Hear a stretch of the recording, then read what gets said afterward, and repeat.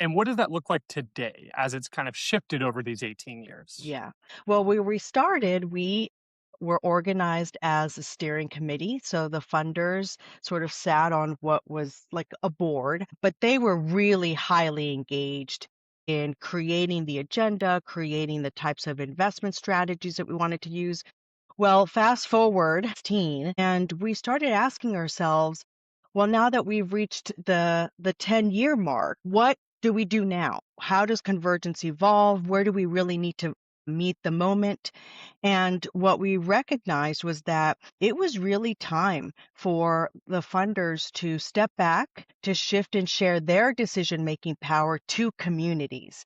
And so we really pivoted our entire grant making strategy so that it really was community driven and community led, from the amount of funding that they were asking to what the dollars were for and who was going to be funded was all really in the hands of the frontline organizational leaders and our grantees to decide that. That's incredible. I've heard those kind of grantees been called implementers by some past guests. Can you speak a little bit to those conversations that you're having with your funders? Because it can oftentimes be really challenging in the sense of almost letting go, right, of Yeah. that control. Even though oftentimes it makes a lot of sense for the implementers to really be trusted in terms of where those funds are put to best use because they're on the front lines. How did those conversations go initially? And what enabled your organization to really go down that path? Yeah. Well, I would say we had incredible support from all of the funders, and they all recognized that this was really what we needed to do. The community needed to be in the driver's seat. So the conversations were just about how best do we do that. Now, at a time where and we're at this time again where there's such tension and conflict and uncertainty in the challenges that we're facing right now, certainly there were institutions that said, this is something that we're not comfortable being a part of, and unfortunately transitioned out. But those that really did stay leaned into the idea of being participatory, inclusive, and really, again, shifting the power to communities to decide. So it was almost like there was nothing else for us to do but that if we really wanted to have impact. Understood. And whenever you're getting the funders to really buy into that, oftentimes a part of that value proposition is the control in terms of really directing where their dollars go. How did you really establish that layer of trust, right, between the funders and the implementers, and then also, of course, convergence partnership in terms of enabling that relationship to take Yeah. place?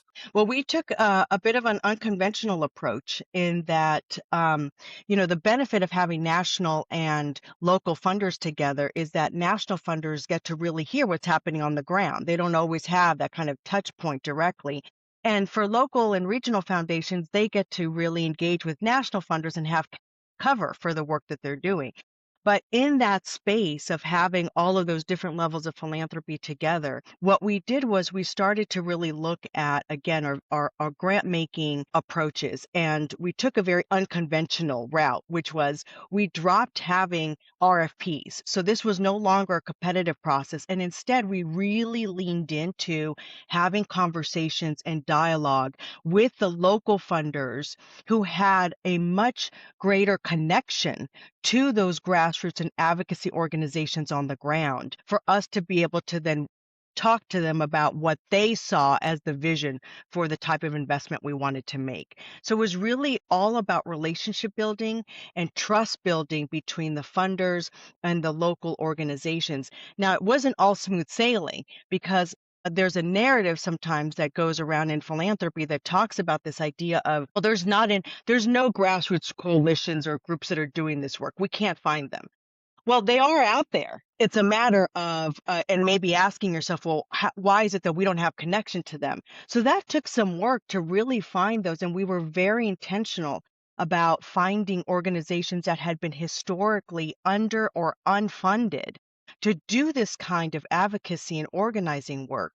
So it was really on the funders to have that onus and due diligence to really look at and uncover the organizations that needed this type of support that had never been supported before. And so again, we took a very unconventional approach to having the types of conversations that we needed to move that kind of investment. And we leaned on them to tell us how they wanted to distribute or allocate those resources.